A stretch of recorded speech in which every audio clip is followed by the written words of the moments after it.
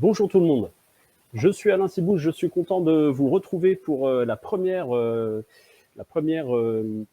restitution, en fait, partage de la journée. Donc bienvenue, on va passer 1 heure ensemble.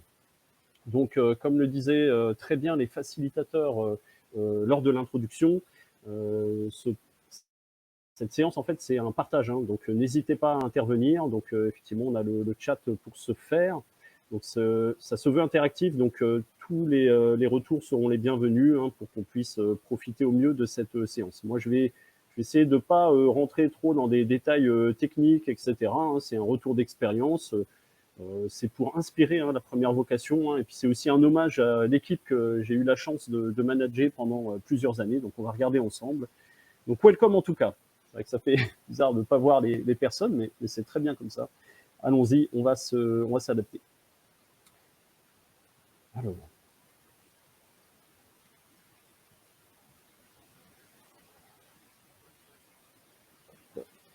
Alors, je vais passer en mode présentation. Hop. Normalement, tout le monde voit bien ce que je partage. Ok. Voilà. Allez, c'est parti. Alors en introduction, alors déjà, je remercie de nouveau, hein, les facilitateurs, hein, pour cette belle journée qu'ils ont pu organiser. C'est vraiment un plaisir, vu le contexte, d'autant plus vu le contexte, de pouvoir se retrouver. C'est un peu verbeux là ce que j'ai mis, mais l'idée c'est un voyage d'équipe, hein. C'est le récit d'un voyage d'équipe que j'aimerais partager avec vous. Ça s'adresse à toute personne, hein, peu importe les titres ou les rôles, c'est pas important. Tant que vous y trouverez une source d'inspiration, ou une source même d'outils ou de techniques ou de tips intéressants à mettre en œuvre dans votre contexte respectif. Donc l'idée c'est de voir passer en revue différents aspects, hein, et notamment comment on libère le potentiel d'une équipe en passant le cadre qu'on a pu mettre en place, les comportements qui ont été utiles, hein. Et là je vais parler de moi en fait, parce que je suis sorti pas mal de ma zone de confort dans le cadre du rôle que j'exerçais pendant plusieurs années, hein, en tant que directeur d'offres dans une société de service, directeur d'offres agile pour une équipe de 17 à 20 personnes. J'étais en mission, je donnais des formations, il y avait du management à faire, il y avait un développement du pôle également à faire. Donc on voit bien que pour une personne, ça commence à représenter beaucoup de choses. Et donc l'idée, c'était d'être capable d'avoir des relais dans l'équipe, et aider les membres de l'équipe à grandir par rapport à leurs aspirations personnelles, à leurs objectifs, et puis aussi par rapport à des objectifs communs qu'on avait pour mener à bien nos travaux. Voilà l'idée. Donc, je me qualifie d'écosystème avec un jeu de mots, hein, builder, voilà un peu l'esprit. Et donc, allons-y, on va travailler ensemble, on va passer en revue différents aspects.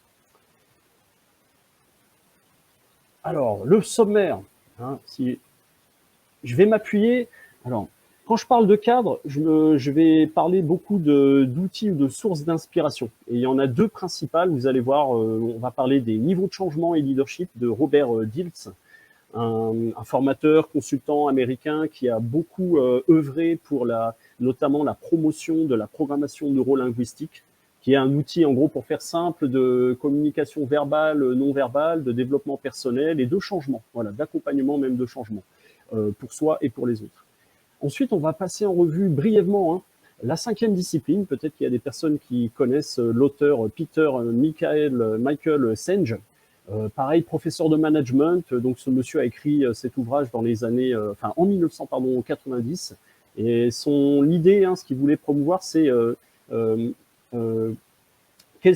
comment font les organisations qui réussissent, et notamment en mettant l'accent sur ce qu'on appelle l'apprenance. C'est ce côté, finalement, comment on se motive, comment ensemble on arrive à se dépasser pour atteindre des objectifs, parce qu'ils sont ancrés avec les valeurs qui nous animent, alignés avec les valeurs qui nous animent. C'est un peu ça la grande idée. Donc il y a 5 piliers sur lesquels repose cette approche.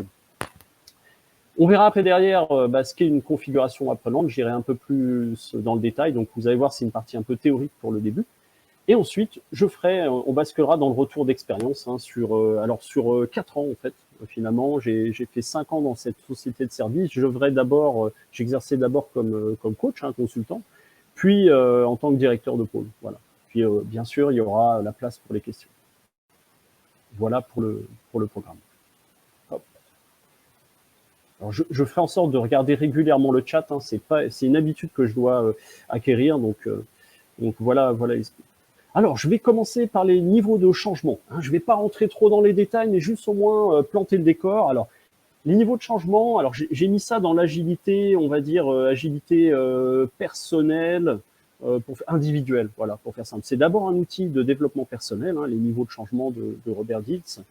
Donc, c'est organisé en pyramide. Et moi, j'ai eu envie de le mettre sous cette forme-là parce que on va voir après derrière comment je m'en suis servi. J'ai hybridé cet outil, si j'ose dire, avec l'approche de Peter Senge pour en faire quelque chose qui me convenait et que j'ai pu mettre en application dans mon contexte. Alors, quand on aborde les niveaux logiques de changement, on va d'abord regarder l'environnement. Hein, quelles sont les opportunités et les contraintes que m'amène mon environnement. Hein, donc, on va répondre aux questions où et quand. Hein. Je fais très simple, je vous donnerai des pointeurs pour que vous puissiez approfondir la question. Et donc, plus on va monter dans les niveaux, hein, plus on va aller vers le cœur ici, plus on va avoir un niveau d'abstraction. Mais c'est aussi un moyen d'agir pour avoir des effets en profondeur. Hein. Quand on va constater, par exemple, un problème au niveau de l'environnement, hein, pour planter le décor ici, eh ben, je vais aller regarder ce qui se passe au niveau des comportements. Et en agissant sur les comportements, je vais pouvoir régler mes problèmes. Donc, en gros, en agissant sur le niveau du dessus, eh ben, je vais pouvoir régler mes problèmes et me développer, apprendre et m'améliorer. Voilà. Alors, si on regarde maintenant le deuxième cercle, on a les comportements. Donc là, on va regarder, en tant que personne, on va regarder quelles sont les actions, quelles sont mes réactions que je vais pouvoir mettre en œuvre. Donc, on va plutôt parler du quoi dans un environnement donné. Hein, mon environnement donné, hein, c'est je suis dans cette société de service, j'endosse le rôle de directeur de pôle, de manager, tout en continuant mes activités de coaching et de formation.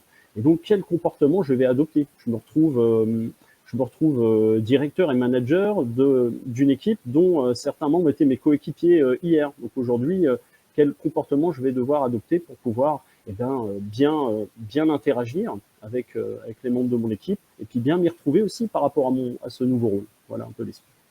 Donc ça demande une introspection, une réflexion et ça demande aussi beaucoup d'interaction pour bien se comprendre sur les leviers qui nous motivent, sur nos objectifs, sur nos contraintes également. Hein. L'environnement, comme je le disais tout à l'heure, amène des contraintes. Donc c'est important de partager en toute transparence sur tous ces aspects-là pour après, derrière, induire les bons comportements pour soi-même et pour les membres de l'équipe. Donc il n'y a pas de recette, hein, c'est vraiment c'est abstrait, hein, très clairement, les niveaux logiques, mais c'est contextualisable. C'est ça qui en fait la force. Ensuite, on va regarder les capacités. Donc, quand on parle de capacité, on va regarder la perception. La perception, c'est la perception que j'ai de mon environnement au regard de mes points forts, justement. Hein, et quel comportement je vais pouvoir choisir pour pouvoir bien évoluer dans mon environnement. Vous voyez, on est monté d'un cran. Allez, j'avance un petit peu. Maintenant, on va regarder. Donc là, on répond comment sur les capacités. Hein. Quand on regarde les croyances et les valeurs, là, on rentre un peu plus à l'intérieur de ce qui fait ce qui constitue notre être, hein, quelque part. On a des croyances qui peuvent nous aider. Hein. On peut arriver à tout, sky is the limit, comme disent certains entrepreneurs. Mais il y a également des croyances limitantes. Par exemple, dans les grandes organisations auxquelles j'ai pu appartenir, quand je débutais, je me disais, mais est-ce que je peux aller parler à mon N+2 sans avoir parlé au préalable à mon N+1? Vous voyez, ça peut être limitant dans notre fonctionnement ou aidant en fonction de la culture, on est d'accord. Et puis après, derrière, on va s'appuyer également sur les valeurs. Donc les valeurs, c'est des choses auxquelles on croit, des choses pour lesquelles on pourrait se battre entre guillemets, hein, on est d'accord, mais enfin au sens propre comme au figuré. Hein.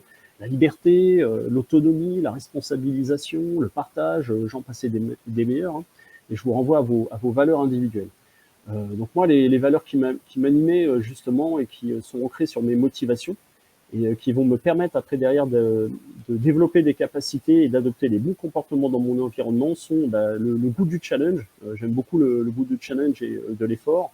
J'aime beaucoup le partage et j'aime beaucoup la responsabilisation et l'autonomie dans ce que je fais. Donc là, typiquement, en ayant le rôle de directeur d'offres, ça m'offrait ce panel en fait finalement pour assouvir un terrain de jeu pour assouvir entre guillemets les valeurs auxquelles je crois. Voilà.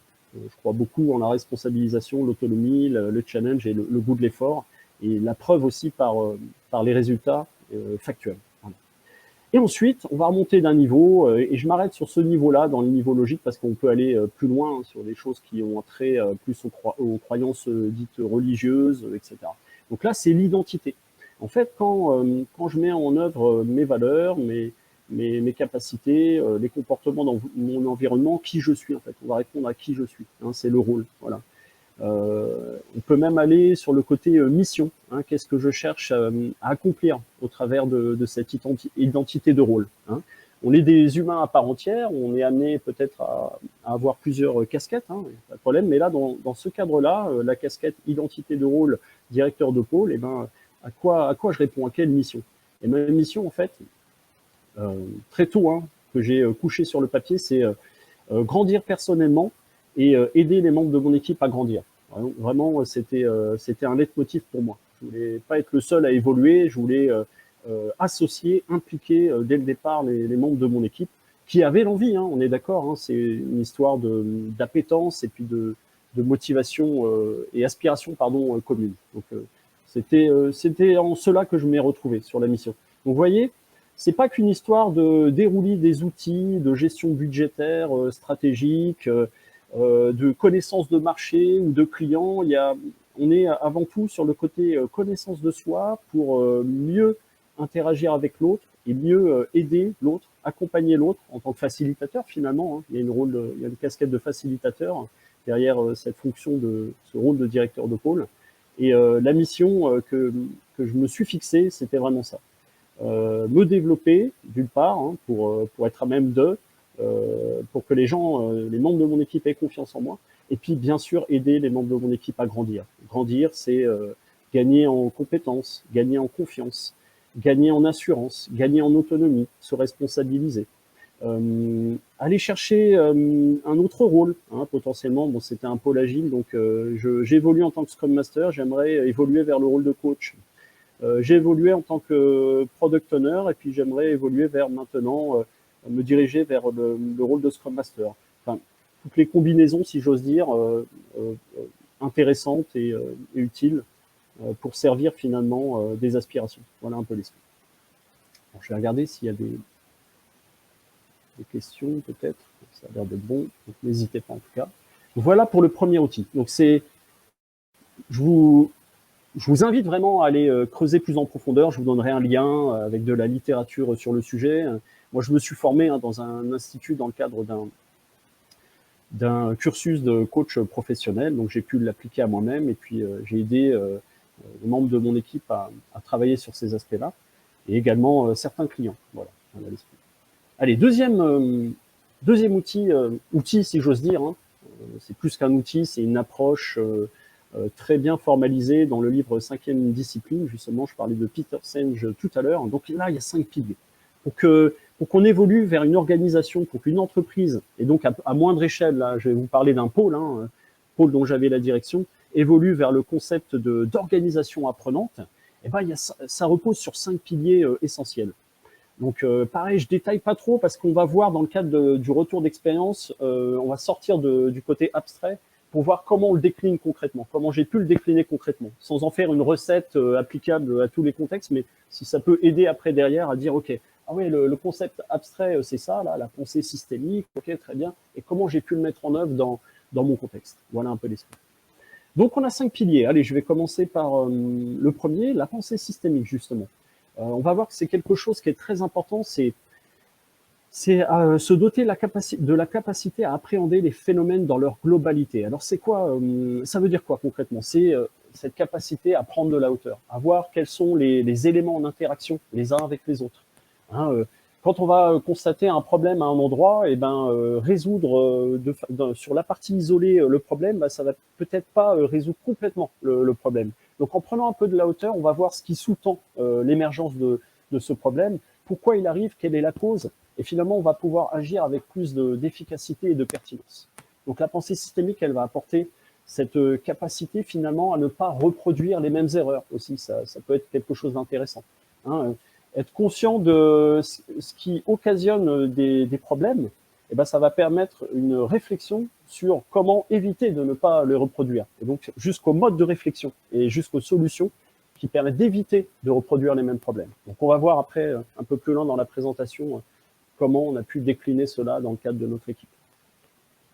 La maîtrise personnelle, donc c'est clarifier notre perception de notre réalité et notre vision personnelle. Donc là, ça fait un lien quelque part également avec les niveaux logiques qu'on vient de voir. C'est pour ça que j'ai eu l'idée à l'époque d'hybrider quelque part, de faire se rencontrer ces deux approches. Donc, être au clair sur la mission, sur le rôle qu'on veut exercer, sur comment on pourrait être utile à un système équipe, comment on pourrait être utile aussi derrière à l'entreprise à laquelle on appartient et aux clients qu'on sert, eh ben ça passe par une réflexion. Voilà. On va regarder un peu plus loin ce que ça sous-entend. La vision partagée. Un pilier également essentiel de l'approche de la 5e discipline pour évoluer vers une organisation apprenante, c'est savoir relier les choses, savoir trouver des leviers pour motiver les personnes. Hein, on a toutes et tous des facteurs de motivation intrinsèques, hein, ce qui nous pousse à nous mettre en action. Ça prend ancrage dans plein d'aspects. D'ailleurs, je pense que Jérôme, en ce moment, il est en train d'en parler dans sa présentation. Hein.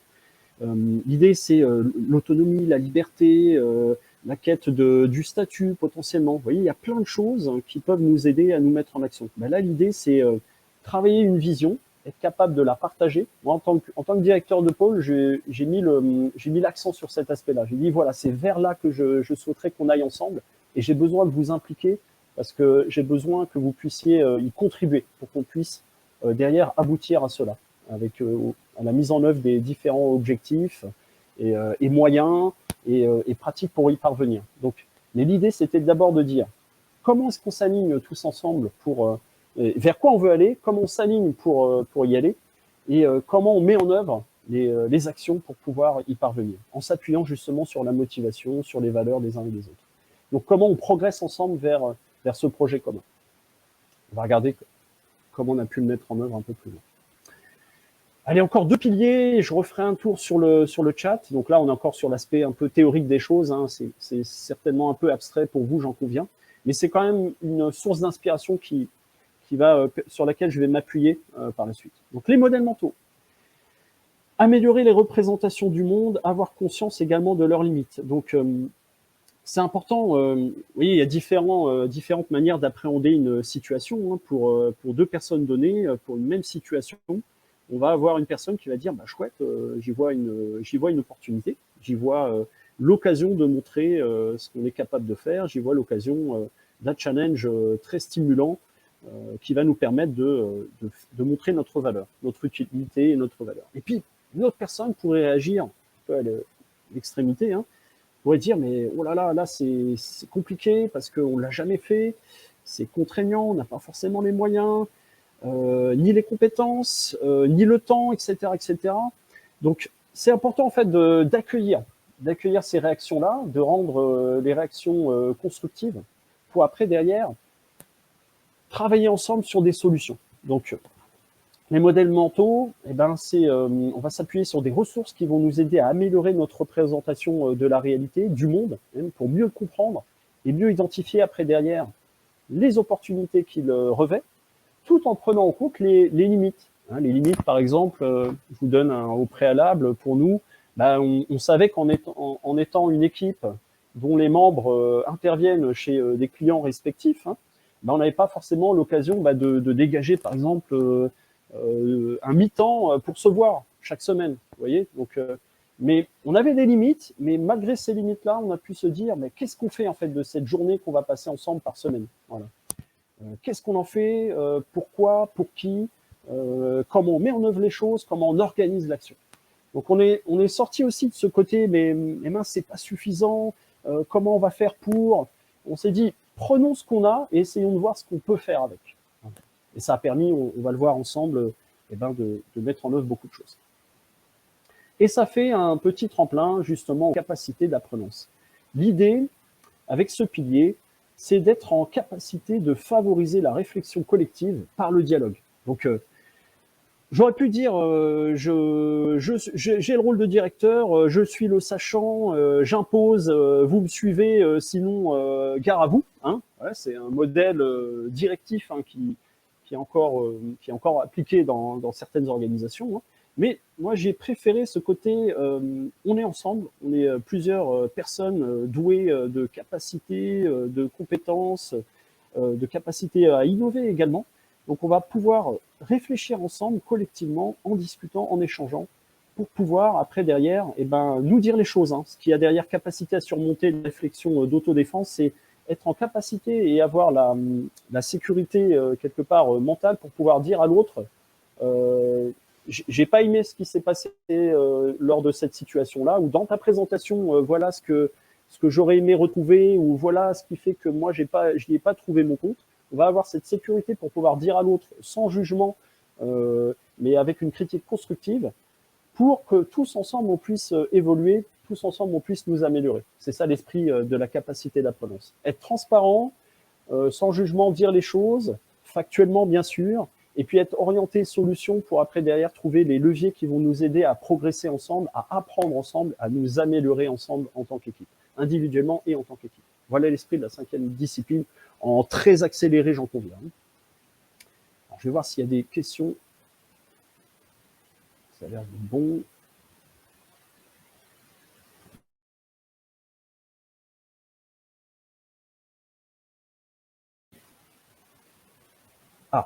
Ah oui, voilà. Donc là, je suis dans la zone de commentaires, pardonnez-moi. Via quel organisme j'ai suivi mon coaching, mon cursus de coaching professionnel? Bah, c'est l'Institut Repère. Voilà. L'Institut Repère à Paris. Je pourrais vous donner les informations.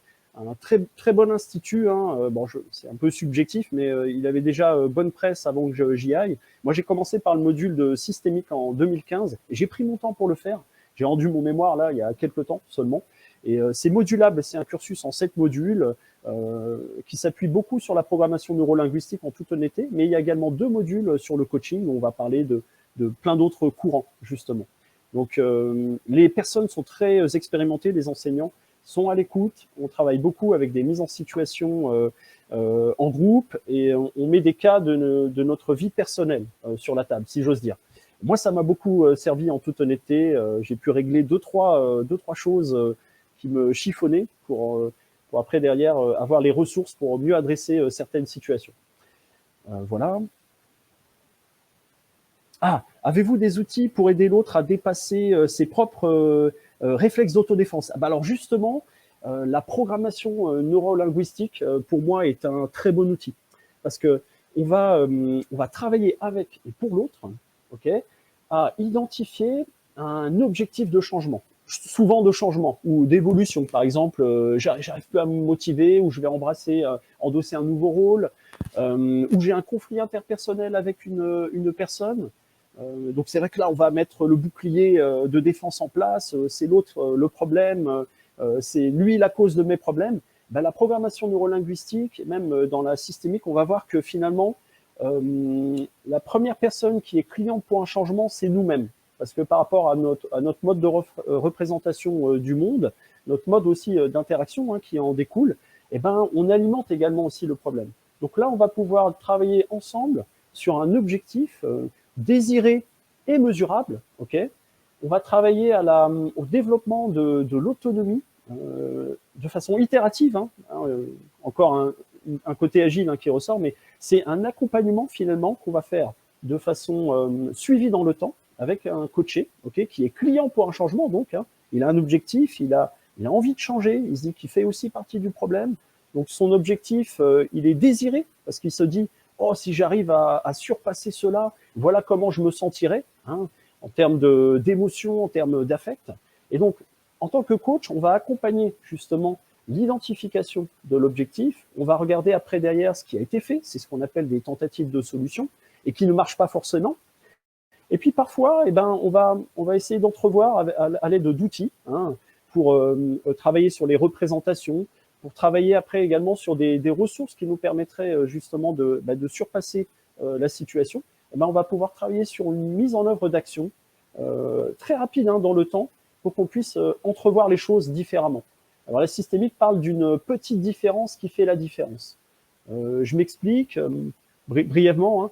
Si vous voulez aider quelqu'un, voilà, quelqu'un arrive en retard régulièrement pour un stand-up, si vous faites de l'agilité ou un point, une réunion quotidienne que vous faites avec un membre de l'équipe. Donc plutôt que de lui dire « Ah, t'as eu une panne d'oreiller, t'es encore en retard, gare à toi si t'arrives encore en retard », vous voyez, il y a un mécanisme d'escalade.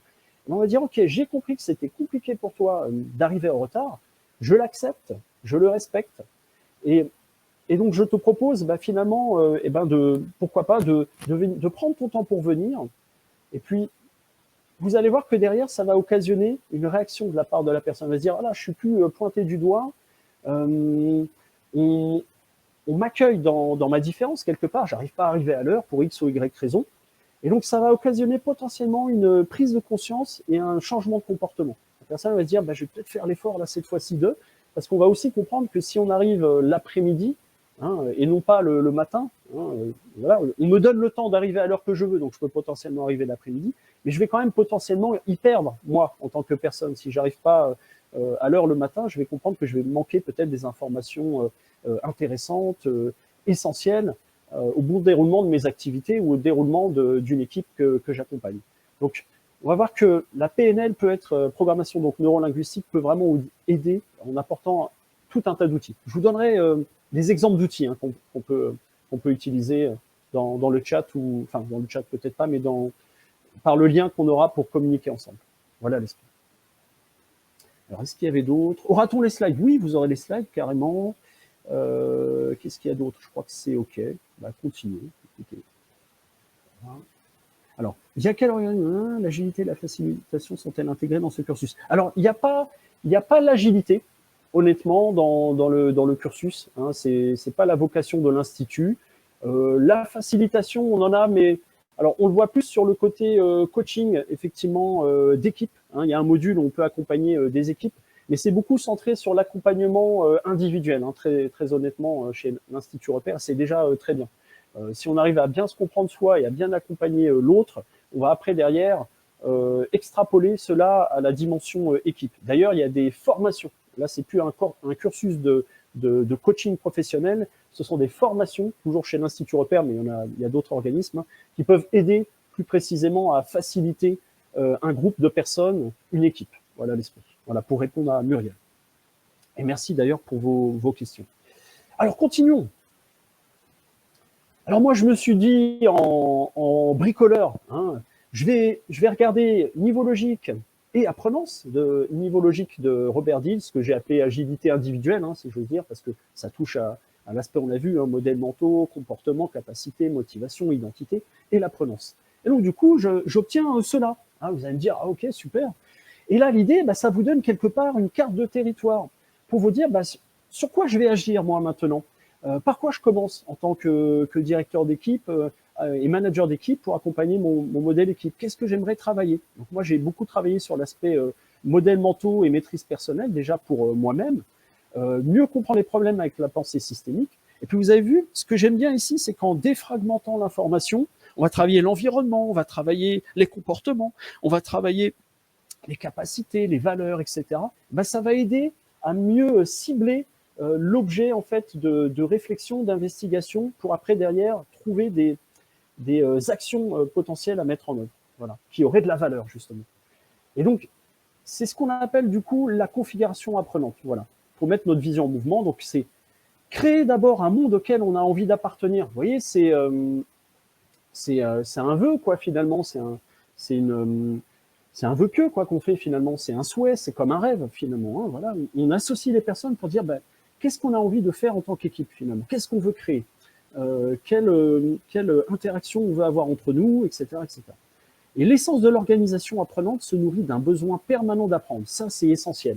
Vous voyez, ça prend appui, ça prend racine dans le côté curiosité individuelle, personnelle, l'envie d'essayer des nouvelles choses. C'est pas toujours évident quand on n'a pas beaucoup de temps, quand on a un client qu'on essaye de ravir justement et qui nous prend pas mal de temps, quand on a aussi des hobbies ou des contraintes personnelles aussi.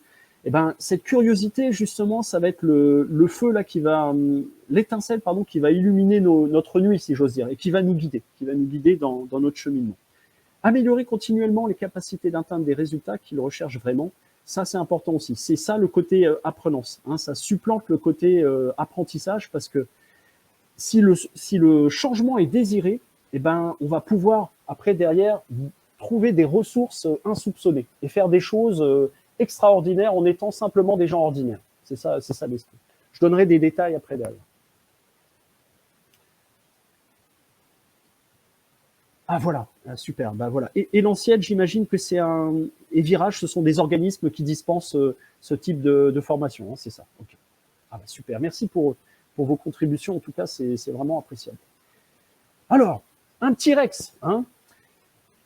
Allons-y. Donc moi, le point de départ.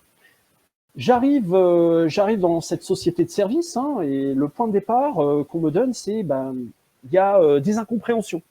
Ça va même plus loin que ça, hein, que des incompréhensions. Il y a également des conflits larvés entre la direction et le précédent directeur de pôle. Okay, les incompréhensions amènent le côté échange un peu tendu, musclé parfois. Et tout ça, ça repose sur des divergences stratégiques. Hein, et donc les conflits interpersonnels viennent un peu polluer clairement le fonctionnement entre le pôle agile auquel j'appartenais moi en tant que coach, hein, voilà, membre d'équipe, hein, et puis la direction. Alors on est à l'époque dans une petite structure, hein, moyenne structure, pardon, 500, un peu moins de 500 à l'époque. Voilà, un peu l'esprit en 2015 hein, quand je rejoins cette entreprise. Ok, donc le N+1 du directeur de pôle, c'est le big boss de la boîte, en fait, pour faire simple. Donc c'est bien et c'est pas bien en même temps. Voilà, on le verra pourquoi. Le pôle également, le pôle agile, donc il a une mauvaise presse en interne à l'époque parce que on est dans une société de service qui est plutôt orientée technologie, hein, technique, enfin pratique d'ingénierie, langage de programmation, architecture, etc. Et donc les agilistes sont un peu vus, perçus comme, bon, je vais utiliser un mot, des branquignoles, voilà, pour faire ça. Voilà, des gens un peu perchés, qui n'apportent pas de valeur. Hein, c'est des retours, hein, très clairement, qu'on avait eu, faisaient l'objet de moqueries parfois, etc. Bon, c'est pas bien grave, mais juste pour vous dire le contexte de départ. Okay, allez, dans le contexte de départ également, on a quoi? Bah, on a une vision qui est absente, tout simplement, qui est plus que floue, elle est absente. Et il y a un problème de communication qui amène des tensions justement dans la communication. Donc moi, quand je suis arrivé, on m'a dit bon bah t'es coach, tu vas aller chez tel client et ça s'arrête là. Voilà. Donc après, c'était à moi d'aller voir mes camarades pour voir ce qu'ils faisaient, dans quel secteur ils intervenaient, etc. Mais il n'y avait pas de vision. Enfin, vision, allez, si la vision c'était on veut devenir la meilleure équipe agile d'Europe. Voilà. Donc, pour moi, ça ne veut pas dire grand-chose parce qu'on n'était même pas champion départemental à l'époque. Voilà. Vous allez voir, je fais un peu d'humour également. Hein. J'espère que c'est un ton que vous apprécierez en tout cas. Moi, j'aime beaucoup. Si vous faites de l'humour aussi, mais aucun problème avec ça. Qu'est-ce que j'ai aussi comme dans le contexte de départ? Des silos. Quand j'arrive, moi je sors d'un grand groupe, j'étais interne dans un grand groupe, on a mis en place de l'agilité à l'échelle comme moyen, hein, c'était pas la finalité, on est d'accord, mais on mêlait agilité dite organisationnelle, hein, donc c'est comment travailler sur l'aspect stratégie, organisation, et puis l'opérationnel, c'est comment je décline une approche agile au sein d'une équipe pour qu'elle puisse bien l'adopter et en tirer des bénéfices, c'est-à-dire créer un logiciel de super qualité pour les clients, mettre en place un processus qui va aider à gagner du temps, à gagner en performance, efficacité, à gagner même en le côté hédonique, à mieux se sentir, ok? Ou bien un service, voilà, la mise en œuvre d'un service. Et là, quand j'arrive, on me dit, bon, bah écoute, choisis ton camp, soit tu vas dans l'orga, soit tu vas dans l'opérationnel. Et on peut pas faire les deux. Je dis, ah mince, frustration. Je dis, bah, comptez sur moi pour ne pas choisir mon camp et faire les deux comme j'ai l'habitude de faire. C'était un peu ça mon esprit en arrivant, mais je le disais pas trop fort. Il fallait que je regarde comment ça se passe et quelles étaient les forces en présence.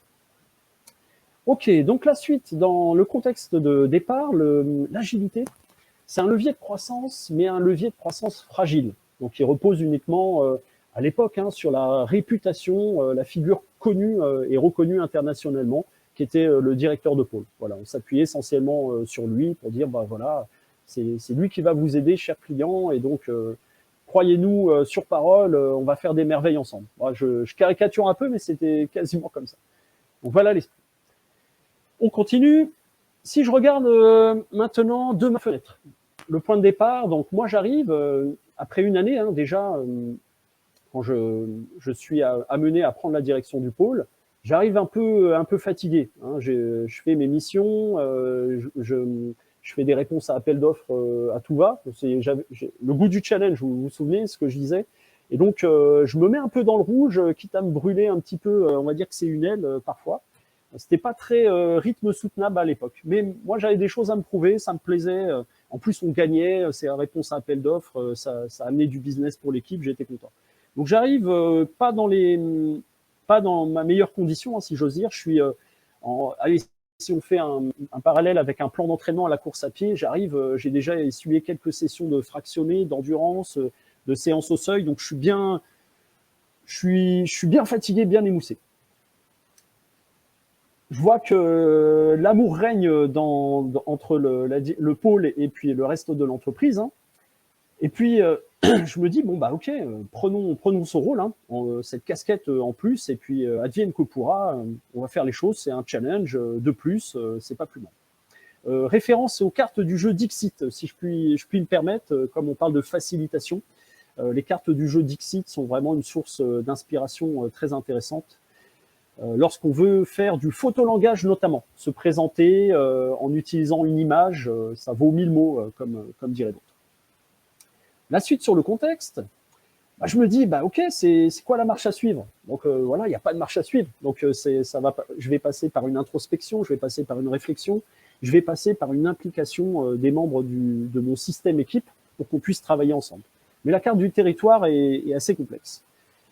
Et là, moi, je me dis, ben, quelle vision je vais apporter à cette équipe, hein, comment je vais la partager, hein, quel cap je vais donner. Voilà. Et puis surtout, hein, ma mission, comme je vous le disais au départ, c'est aider le système équipe à grandir. Hein, d'où la carte ici, entraide, que chacun soit là pour grandir et aider aussi les autres membres de l'équipe. Donc allons-y.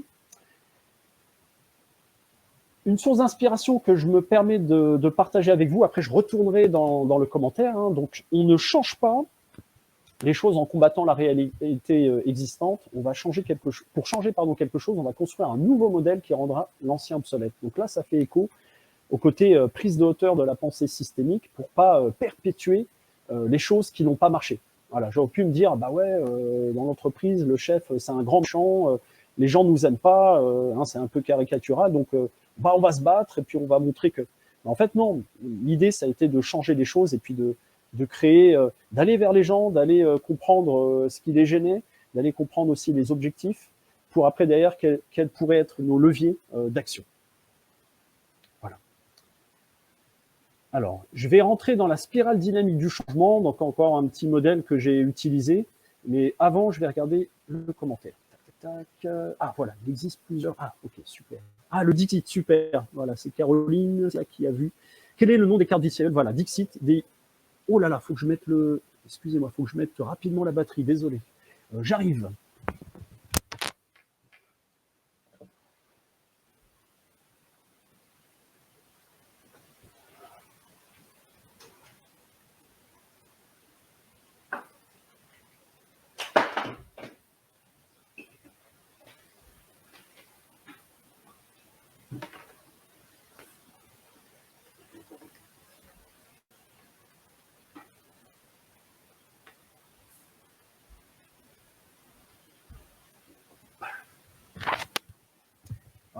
Mes excuses, je l'avais débranché et j'ai complètement oublié. Alors Dixit, tous les jeux, il y a plusieurs séries. Les séries ne se valent pas toutes. Très clairement, il y a une série qui s'appelle Daydreams. D'ailleurs, j'ai puisé là-dedans les meilleures cartes que j'avais, mais Daydreams, ça fait un peu le côté rêve éveillé. Et des fois, les rêves peuvent être un peu sombres. Donc, choisissez bien votre série. Je pourrais vous donner des repères. Il en existe 6 de mémoire de séries de jeux, hein, 87 cartes. Le premier jeu, il y a une plateforme aussi, etc. Bon, je ne détaille pas. Mais voilà, toutes ne se valent pas, hein, les séries. L'illustrateur a changé d'une série à l'autre, même plus d'une fois, d'ailleurs. Donc voilà. Par rapport à ce que vous voulez obtenir, faites bien attention à avoir accès à ces cartes pour pouvoir choisir le jeu, qui répondra à vos besoins. Voilà. La série Daydreams, personnellement et même par expérience, n'a pas toujours été bien perçue. Voilà. mais on s'en est sorti quand même. Alors, la spirale dynamique du changement. Alors, moi, l'idée, c'était de dire, on ne peut pas continuer comme d'hab, comme on faisait avant, donc on va communiquer sur la nécessité d'un changement, très simple. La spirale, voilà, j'ai mis la source ici, si ça peut aider. Moi, je me suis inspiré de plein d'ouvrages au cours de ma carrière. Je butine beaucoup dans les livres pour après derrière mettre en application. J'aime bien échanger aussi, me former. Mais vraiment, ma première source d'inspiration, moi, j'aime bien les livres. Même si on n'apprend pas à nager dans un livre, on est d'accord.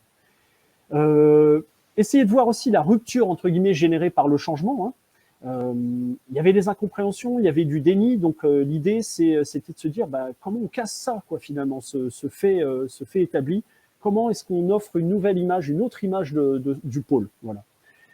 Donc, on a donné des repères, on a commencé à communiquer, on a travaillé sur une stratégie, on a travaillé sur justement des objectifs aussi associés pour dire voilà les leviers qu'on a, qui s'offrent à nous, voilà ce que ça pourrait générer aussi comme potentiel business, etc. etc. Bon, j'étais dans une société de services, donc l'aspect business development était important, mais c'était pas que ça, on est d'accord. Mais déjà donner cette visibilité aux décideurs, ça permettait d'apaiser les tensions, déjà même carrément de les atténuer, et puis de donner un nouvel élan finalement au pôle, en se disant, voilà, on n'est pas juste là allez, caricaturalement, à sortir des post-it avec des feutres, on va faire beaucoup plus que cela. On est d'accord. Donc, dans mon rôle de facilitateur, il y a faciliter le système équipe et puis faciliter dans le reste de l'organisation. L'organisation n'étant pas trop grande, c'était pas non plus une tâche insurmontable. Donc, formuler un projet crédible, crédible au sens réaliste, avec le côté vision, objectif. On travaillait sur une année calendaire, très clairement, avec l'aspect, ce qu'on disait, on faisait une revue à mi-parcours de nos prévisions budgétaires, etc.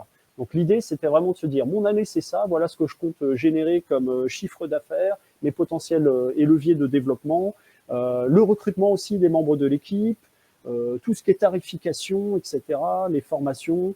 Donc, on fait des projections comme cela, puis après, on les confronte à la réalité. On est d'accord, tout plan, en général, ne survit pas à la réalité du terrain. Donc, on avait cette possibilité, nous, ce qu'on a amené comme innovation, c'était de gérer. Moi, j'ai impliqué les membres de l'équipe dans la gestion budgétaire, finalement. Je leur ai dit à chacune combien ils étaient vendus auprès des clients, combien ils coûtaient par rapport à leur rémunération. Donc, chacun individuellement le savait. Il n'y avait pas forcément besoin que chacun sache ce que l'autre touchait et autres. C'était pas le propos, c'était pas un objectif. Donc, chacun savait combien il rapportait, combien il coûtait. Et puis, chacun savait ce qu'on voulait atteindre à la fin de l'année. Et nous, dans notre pilotage dit, entre guillemets, agile, budgétaire agile, c'est qu'on le mettait à jour en live. Et on faisait une revue instantanée et même au mois le mois. Comme ça permettait de faire ce qu'on appelle la prédictibilité. C'est-à-dire fort de ce qu'on a fait le mois ou les mois précédents, quelles sont les projections qu'on peut raisonnablement faire pour l'avenir qui nous tend la main. Voilà l'esprit. Plutôt que de se dire, ok, j'ai fait mon plan à l'année, j'aurai une revue dans 6 mois, et puis là, c'est ceinture et bretelle, on verra si ça se passe bien. Donc là, nous, vraiment, l'idée, c'était d'impliquer les membres de l'équipe pour qu'on travaille tous ensemble à la réalisation effective de nos souhaits. Voilà. La mise en acte du changement, on a regardé aussi, même si on était chez nos clients, et bien occupés chez nos clients respectifs, dans la mise en acte du changement, on a pu avoir des rituels communs. On a créé aussi des journées par thématique, la facilitation notamment, facilitation graphique aussi, des partages sur l'outillage.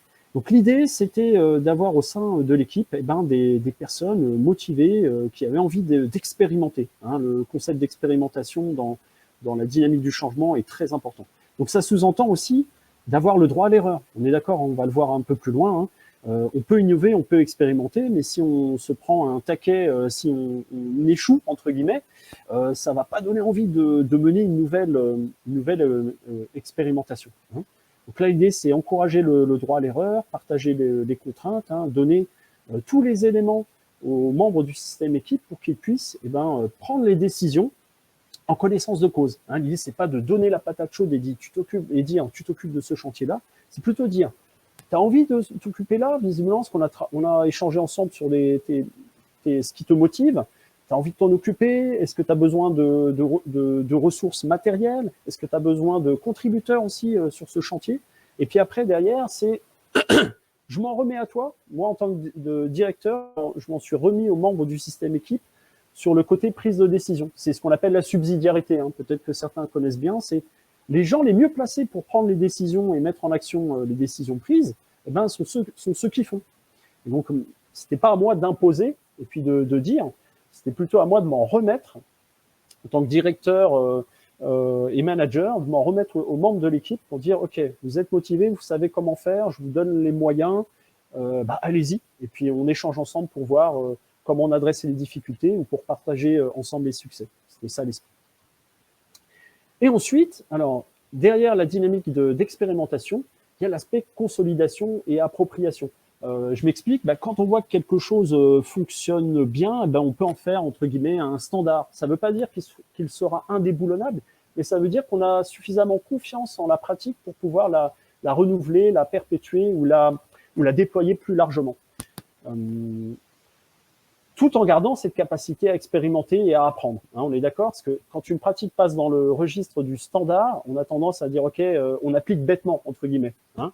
Elle a fait ses preuves auparavant, donc normalement, ça devrait continuer à faire ses preuves. Donc, il faut quand même garder cette capacité à, entre guillemets, critiquer, remettre en cause, challenger pour continuer à expérimenter et à apprendre surtout. Voilà l'esprit. Donc, la spirale dynamique du changement est un outil qui peut être très utile. Allez, petit passage sur le commentaire. Comment gérer le court, moyen et long terme dans un monde qui est en permanence... Ah, attendez, j'ai peut-être loupé des choses. J'utilise les cartes. Ok, très bien. Ça, c'est super. Ouais, voilà. Ils sont 2 par 2. Voilà, je leur demande de choisir une carte. Super, ça. Merci pour le partage. Caroline, voilà. Nickel. Comment gérer le court, le moyen, le long terme dans un monde qui est en permanence en mouvement tout en gardant les équipes motivées? Ça, c'est une très belle question.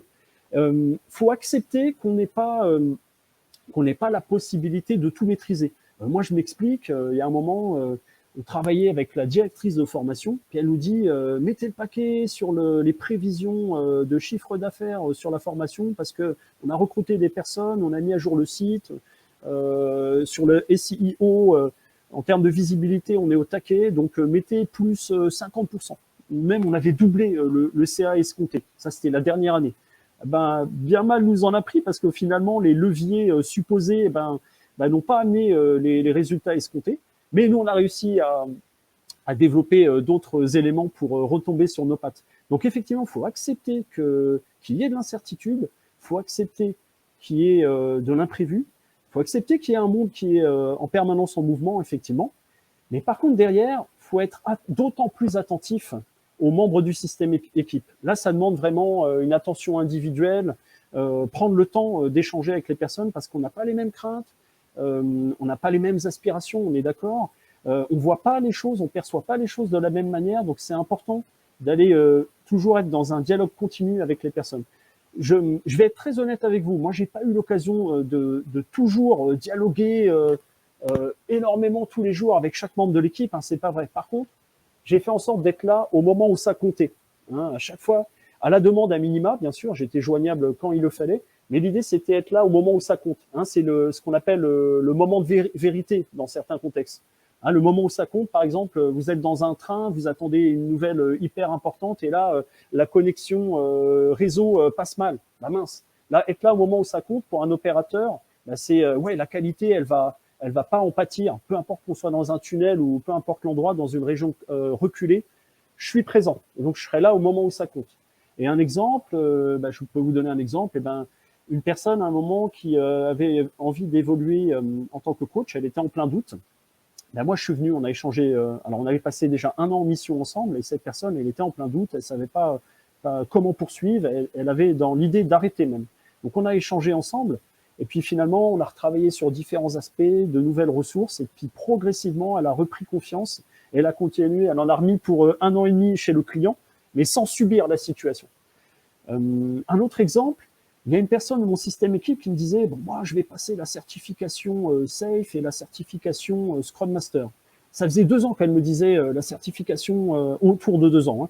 La certification Scrum, je vais la passer, je suis en train de réviser.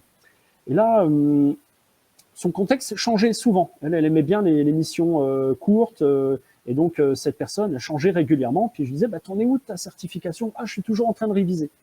Donc à un moment, je lui ai dit, bah, écoute, ce que je te propose, moi, c'est, on va se motiver ensemble, toi et moi, on va prendre rendez-vous, on va déjeuner ensemble, et après, on se met au calme, et on passe la certification Scrum Master. Je me mets à côté de toi, tu passes la certification Scrum Master, je suis là en aide volante si besoin. Et là, en fait, on a créé un momentum finalement. On a donné une échéance et la personne s'est dit, OK, ça va se passer genre dans 2 semaines, hein, j'ai plus le délai exact.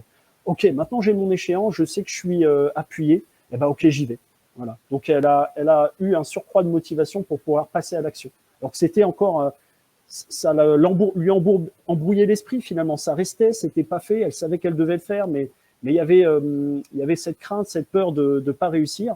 Là, on a travaillé ensemble, on s'est préparé ensemble et je suis venu pour l'aider. On a passé un bon moment ensemble avant qu'elle passe l'assertif et elle a eu la certification haut la main. Voilà. Et ensuite, elle a enchaîné sur Safe tout seul, sans que j'ai à dire quoi que ce soit. Voilà, voilà un peu l'esprit. Juste pour vous dire, c'est être là quand ça compte pour les personnes, c'est plus important que de faire acte de présence. Être là comme ça, ok, très bien. Non, être là et être utile. Savoir aussi détecter les peurs ou ce qui peut tracasser les personnes, c'est important. Voilà. Donc ça demande un dialogue continu, ça demande une attention à l'autre. Même si on a un agenda très chargé. Moi, j'avais des membres de mon équipe d'ailleurs, les facilitateurs en ont fait partie, étaient très bons là-dedans pour prendre des nouvelles des autres membres de l'équipe. Ça crée vraiment une dynamique intéressante. Voilà, on se sent pas isolé chez notre client. On arrive à échanger, on arrive à rigoler et on arrive aussi à trouver des réponses pertinentes à des questions qu'on se pose. Donc en gros, c'est comme si on était plusieurs chez un même client, parce que dès qu'une personne avait une problématique à adresser, une thématique à adresser, elle pouvait s'adresser sur le chat des autres membres de l'équipe pour qu'elle puisse trouver de l'aide ou se conforter dans les propositions qu'elle allait faire, d'animation, etc., etc. Voilà l'esprit. Allez, on a encore quelques éléments à voir. Je ne vais pas tout détailler. Hein. Donc la pensée systémique, ce qu'on voit, c'est être plus dans une attitude où on va créer les choses, on va prendre de la hauteur pour être en capacité de créer et même d'innover, plutôt que d'être en réaction ou de s'adapter. Hein, c'est ça la grande idée de la pensée systémique. En tout cas que j'ai pu utiliser moi dans mon contexte.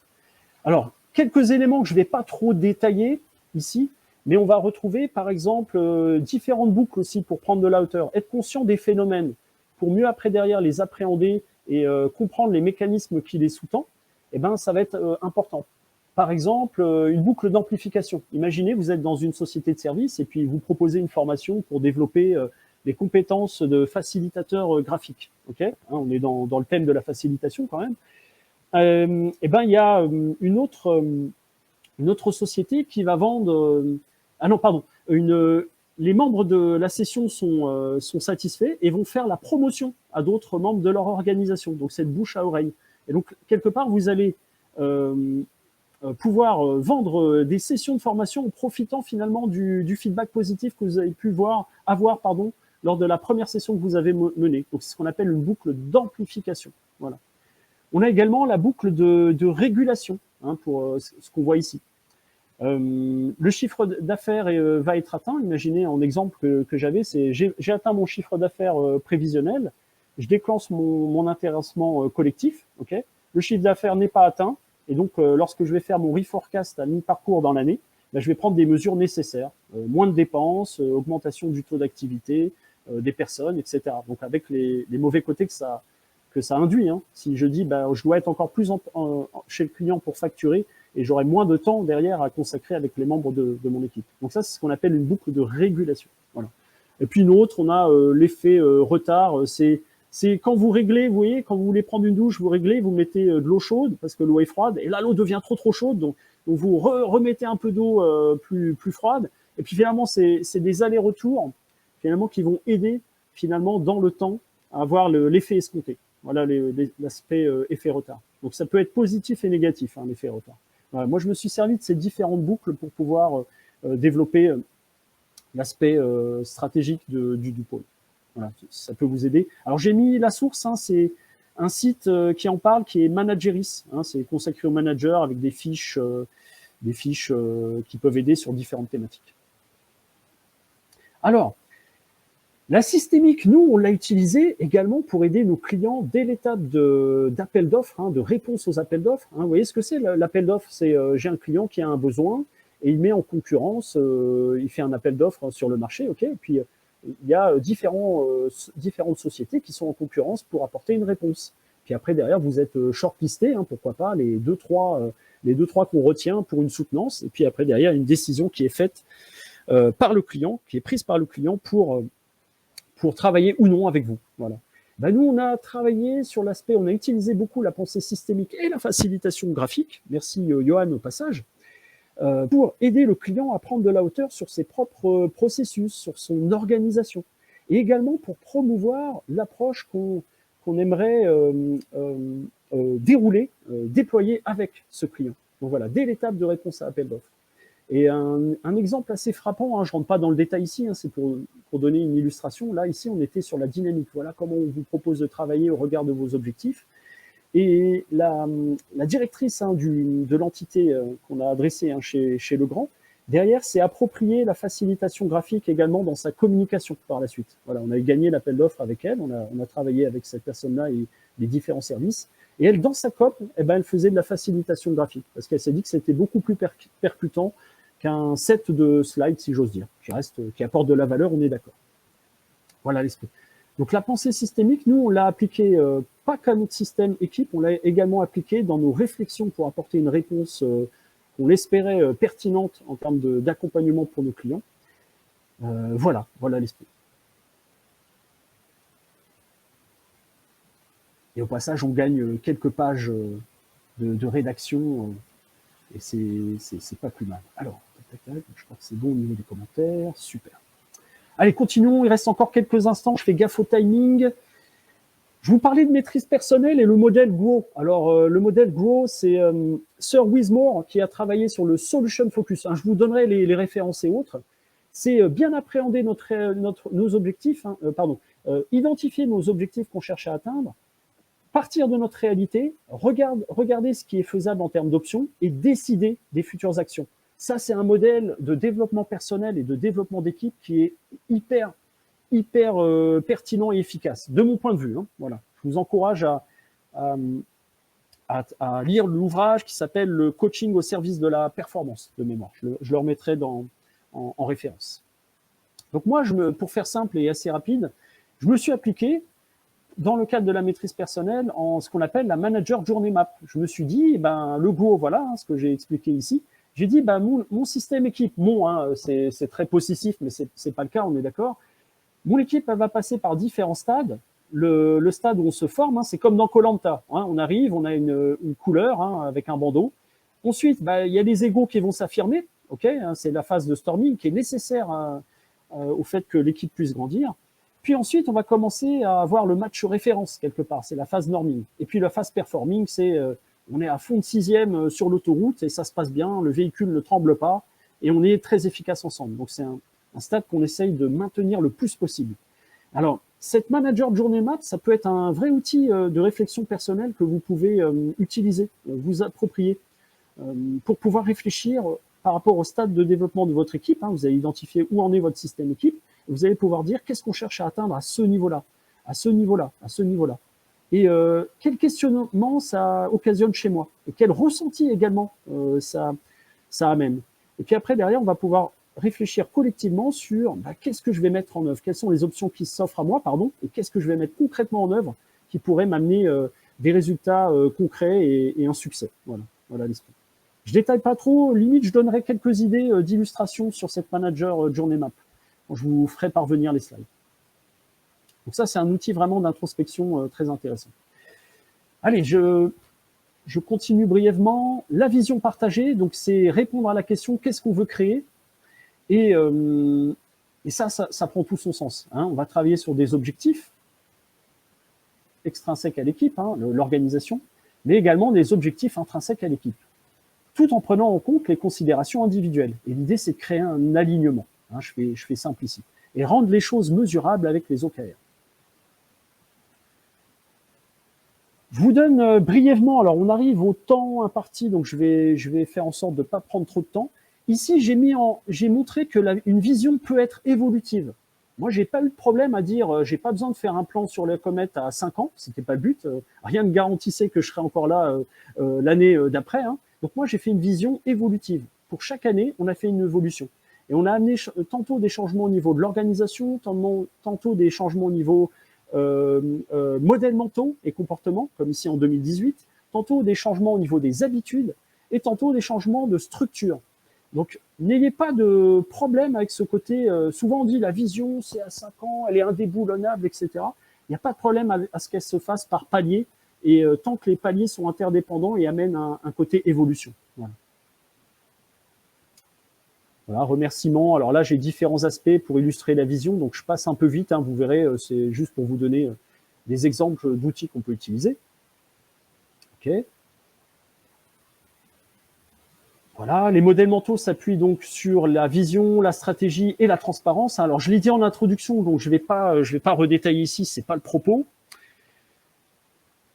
Un point qui est important pour créer les conditions d'un apprentissage stimulant. Moi, c'est quelque chose sur lequel j'aimerais finir. Hein. Vous allez voir le reste, c'était, enfin, c'est pas que c'est pas important, mais c'est pas le plus important. Vous accompagnez un système équipe, vous croyez en votre vision, vous croyez en votre identité de rôle. Il y a un moment, il faut mettre en œuvre les choses. Hein. Pour mettre en mouvement cette vision, il faut être capable de décider et agir avec les membres de l'équipe. Ça, c'est important.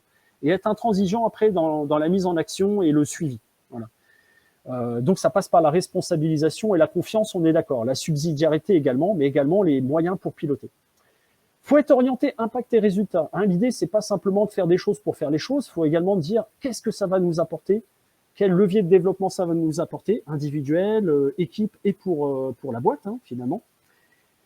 Il faut veiller à l'esprit d'équipe, parce qu'on est d'accord, on est une somme d'individus, on est d'accord qu'il faut apporter une attention à chaque personne, mais il y a aussi le côté esprit d'équipe. Hein, je m'explique, on peut se faire plaisir individuellement sur des aspects, mais si on voit qu'il y a un camarade en difficulté, là, l'idée, c'est aussi de promouvoir l'entraide et de veiller au côté one team, hein, tous ensemble pour atteindre les objectifs qu'on s'est fixés. Et puis, bien sûr, l'apprentissage continu est quelque chose de très important. Alors, très régulièrement, nous, on partageait dans le cadre d'ateliers ou de points de rencontre avec les membres de l'équipe, on faisait en sorte de partager sur nos apprentissages pour que ça puisse servir plus largement aux autres membres de l'équipe. Donc, ça sous-entend quand même, et je termine là-dessus, hein, que pour élaborer la vision, il faut prendre le temps. Hein. Si la boîte connaît des difficultés, notamment au démarrage de l'année, pour X ou Y raison, n'a pas fait le chiffre d'affaires compté, des fois le réflexe, et je l'ai vu, hein, chaque année c'était la même chose, les autres directeurs de pôle disaient, bon ok, on fera un séminaire d'équipe si les résultats sont bons, et puis on le fera peut-être au second semestre. Moi, mon idée, c'était de dire, justement, même s'il y a des difficultés, je maintiens le séminaire avec l'équipe, parce que c'est le point de départ qu'on donne avec notre équipe. C'est ce qui va nous permettre de fédérer les personnes, c'est ce qui va nous permettre de donner du sens, pardon. Et c'est sur quoi on va rebondir après derrière, en termes de chantier, en termes d'action, en termes de suivi, de décision, etc. Et d'apprentissage, bien sûr. Donc, même s'il y a des difficultés, prenez le temps. Moi, c'est vraiment là-dessus que je vais finir. Prenez le temps, en fait, de prendre du temps avec l'équipe pour voir ce qui est important, pour voir sur quoi vous voulez travailler, pour voir ce qui va être utile, qui va apporter de la valeur, pour qu'après, derrière, ça puisse créer, donner un avant-goût de la suite pour la mise en mouvement. C'est ça l'esprit produit. Voilà. J'ai parlé des modèles mentaux tout à l'heure. Vous allez voir. Ça, j'en ai parlé aussi de la logique d'apprentissage. Donc, c'est pour ça que je pense qu'on est bon pour finir. Je donne quand même une petite carte individuelle pour la posture du leader au service de l'équipe. Alors, leader, on est tous des leaders au final. Hein, on est d'accord. C'est pas une histoire de rôle, de galon et autres. Hein. C'est plus ce côté être à même de bien se connaître. Hein, en haut à droite. Reconnaître également les personnes de l'équipe comme étant des personnes de grande valeur, compétentes, avec leur singularité, leur spécificité. C'est un travail d'accompagnement, hein, j'en ai bien parlé, j'estime que j'en ai bien parlé, et c'est un travail de responsabilisation. Et cette carte-là, c'est une boussole pour moi, pour être au service de l'équipe, c'est une boussole qui peut vous être très utile. Ça ne dit pas comment faire, mais ça vous permet de bien réfléchir. Voilà. Ah, vous voyez, finalement, je finis et je voulais finir là-dessus. La configuration apprenante, pour mettre notre vision en mouvement, et ben, juste insister quand même sur émotion et motivation, hein, avec l'origine latine, mettre en mouvement et ce qui met en mouvement. Euh, un message positif, c'est accueillez vos émotions, donnez-vous le droit d'accueillir vos émotions, parce qu'on peut avoir des peurs, des craintes. Ça n'empêche pas de faire les choses. Et pareil pour les membres de votre équipe, accueillez-les, rendons les choses constructives, parce que on peut avoir des craintes, mais après derrière, si on a su trouver une oreille pour être réconforté, si j'ose dire, être épaulé, eh ben ça va encore plus nous aider et nous motiver à nous mettre en mouvement. Donc n'hésitez pas à accueillir vos émotions et les émotions. On a trop souvent entendu dire que quand on passait le pas de l'entreprise ou autre, eh ben, on met nos émotions de côté. Ben, moi, j'ai envie d'insister sur ce côté, accueillez ces émotions parce qu'elles font partie de vous et elles peuvent être des vrais leviers derrière sur la motivation. Voilà l'esprit.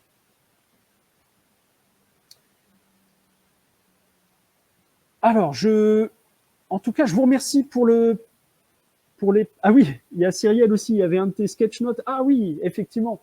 Merci Cyrielle aussi pour tes sketch notes. Alors, on finit les 25. Je vous remercie pour votre attention.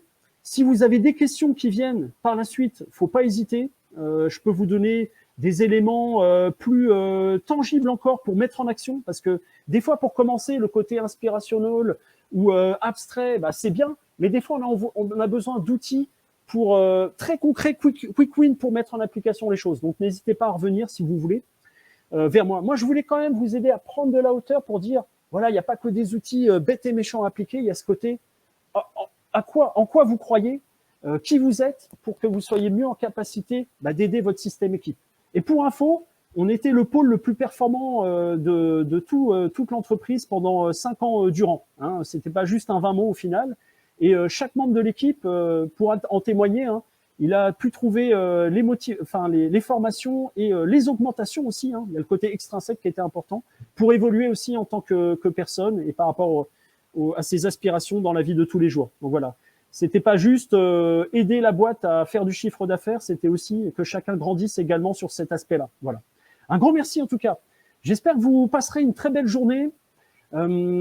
J'espère que je vous ai mis sur une rampe de lancement intéressante. C'est délicat, moi j'aime bien quand les gens parlent, j'aime bien, mais on s'en est sorti. Voilà. J'espère que j'ai répondu à vos questions. En tout cas, je vais tout rescanner. Et puis, vous aurez les docs, les slides à disposition et les pointeurs, différents pointeurs en termes d'ouvrages, en termes d'outils. Un grand plaisir et un grand merci en tout cas pour votre participation et votre intérêt, vos questions, et passez une très très belle journée. Au revoir.